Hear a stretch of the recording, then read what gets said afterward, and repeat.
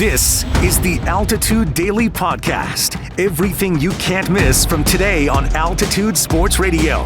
Mosher, Lombardi, and Kane. The Nuggets get it done, and they surprise you at times. And they surprised you on Monday night. Again, if I had asked you Sunday, after that 7-game back and forth with the Clippers, that you are guaranteed one game in OKC, and I can't tell you the final scores, but you're guaranteed one. Would you have taken it? Yep. And I couldn't care what it looked like, how it went down. I couldn't care less. Just give me a dub and let's get home. It doesn't give me a carry split. over. Let's get Guys, back to Ball Arena. It doesn't carry over. If you're fearing that the Denver Nuggets are sitting at home cowering right now, thinking to themselves, "Oh my God, we just lost by 100. They're so much better than us." I'm telling you, that's not the way it works. That's not what they're thinking. They're not thinking that. Okay. You might be thinking that. You might fear that. We might, but that's not the way they operate. The Nuggets may very well lose this series. I don't know what the outcome is going to be. I just know this. What you saw last night, that hurricane of sorts, the thunder clapping, that ain't happening tomorrow night at Ball Arena. I guarantee it. Right. You guys know me. Very, very few times have I regarded a guarantee on this show and leaned on my loins, whatever's left of them. I guarantee tomorrow night's going to be different than what you saw last night. I believe you. Down in my plums. I'm not the guy that you need to convince. I'm sure there's some Nugget fans out there, and again, these are the catastrophists. And maybe you're right, catastrophists. I choose not to go there right now. Maybe you're right. Oh, the Thunder just showed who they really are, and they're going to roll for the rest of this year. You may be right about that. They're a very good young basketball team, and maybe their time is coming. I don't feel that way. I don't personally. You're old enough to remember this. Do you remember, and this is NBA terms now, not real terms, do you remember the Boston Massacre of the 80s? Do you remember that term? Do you remember in the Boston-LA Lakers final series in Boston, the Celtics put one on the Lakers like they'd never gotten put on before, embarrassed them. And people thought, well, this series is over. Lakers won that series in 6. This happens. It's happened before. For all of you who say, well, championship teams don't lose like that. Really? Lakers were a championship team that year. It happens. Yeah. It's happened before. I'm telling you right now, it's not fun to lose that way. Getting embarrassed on national television, not fun. I wouldn't worry about it. The Altitude Daily. The Morning Sprint. I've used the term quite a bit.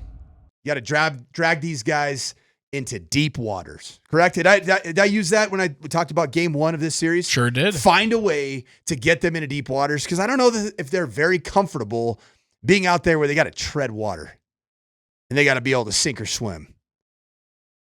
I think that this team, talking about OKC, I think they're very comfortable in those types of games where they are well in control. I think they have some front runner type tendencies, right? They feel really good with the big lead. They feed on you can feel the momentum through the television. Yep, you sure can. And they are really good. Like last night reminded you everything that you've been saying about Oklahoma City Thunder. They are very, very good.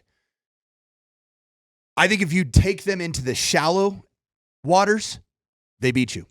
So that means if they have a 15 to 20-point lead in the fourth quarter, they're good enough to beat you. The problem last night was that you didn't even enter the water. The Nuggets stayed out of the body of water. They didn't even go into the body of water. And you know what? I have 4 words for that as a Nuggets fan and where the Nuggets headspace is right now. So what? Now what? So what? Now what? Because it happened. You gained home court advantage against the best team in the National Basketball Association. If you can boil down the first 2 games of any playoff series as the road team to one goal, it is win a game. And they did it. So take the positivity out of that. Where I get a little bit nervous, though, here is what did we talk about after Game 5 for the Nuggets and Clippers?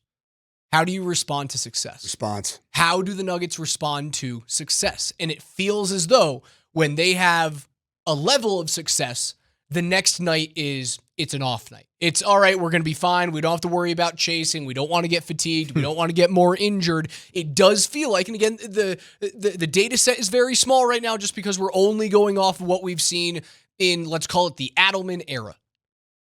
when they succeed, the next game feels like a letdown.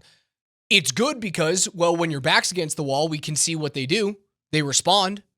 When they are underdogs, heavy underdogs, we see that they respond typically, but it has to come off the heels of a loss.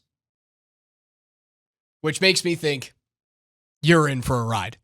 You're in for a 7-game series. The Altitude Daily. Columbus, Hastings, and DMAC. But I said this yesterday.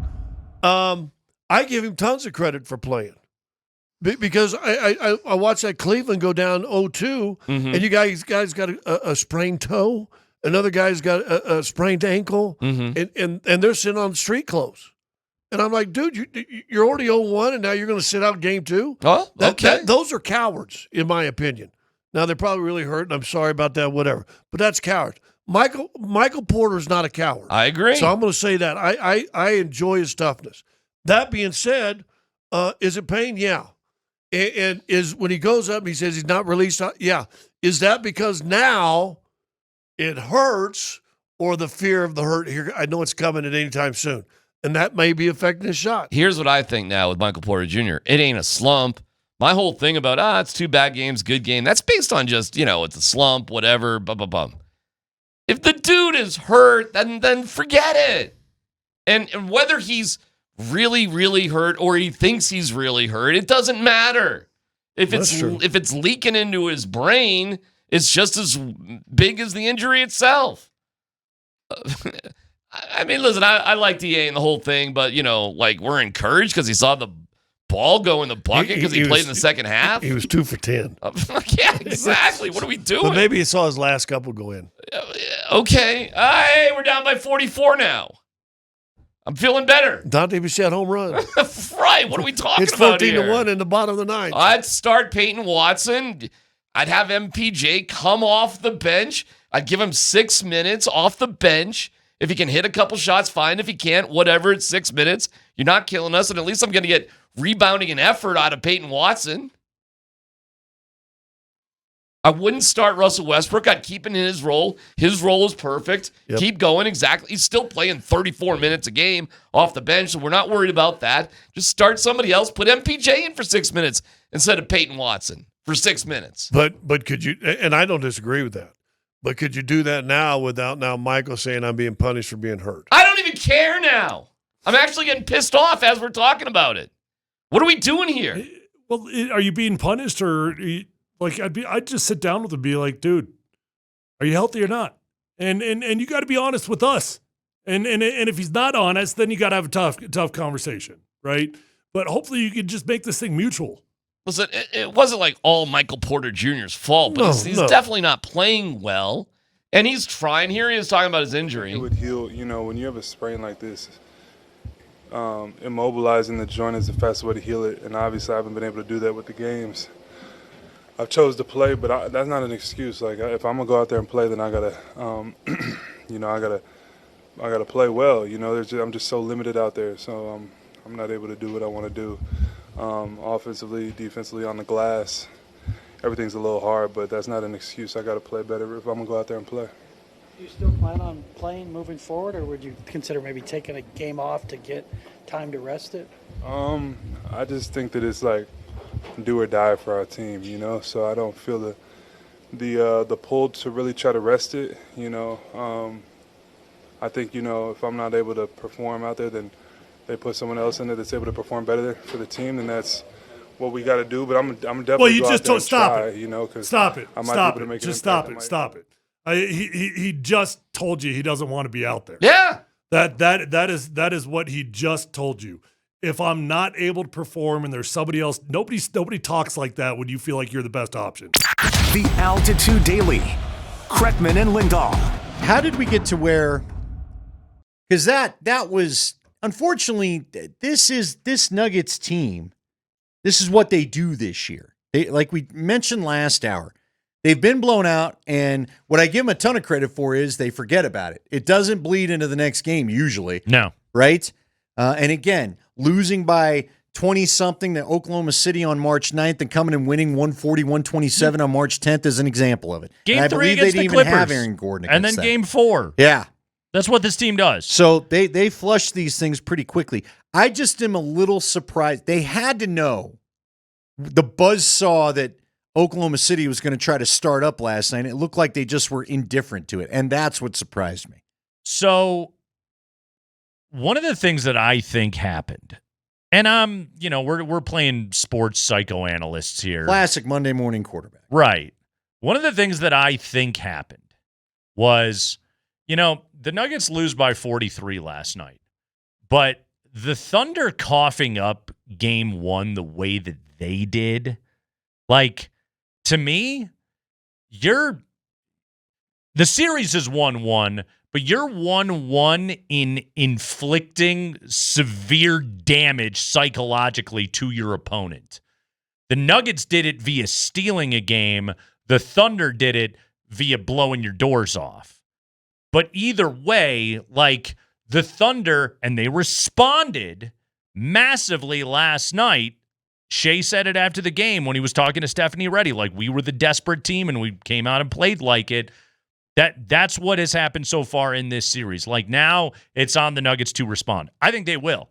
I don't think anything that you saw last night carries over to game 3. I really don't. I'm with you, and I think, guys, you say it all the time, and it always proves to be true. The role players will shoot better at home. Yep. Pete Watson's probably feeling himself. And look, MPJ, I know everybody wants him benched. I'd put him out there at the start of the game. Now, if it's going terribly, you got to get him out of there. But you and I are also requesting who are you going to put in. Now, I'd get another look at Julian Straw there again. He wasn't necessarily fantastic last night. Yeah. But, he looks like he's healthy. He is a guy that did play regularly for you. And he's a guy that at least I could have a hope maybe finds his 3-point shot. You've been listening to the Altitude Daily. Catch us live weekdays on 92.5 FM, the Altitude Sports Radio app, twitch.tv/AltitudeSR, youtube.com @Altitude Sports Radio, and your favorite smart speaker. Say Altitude Sports Radio.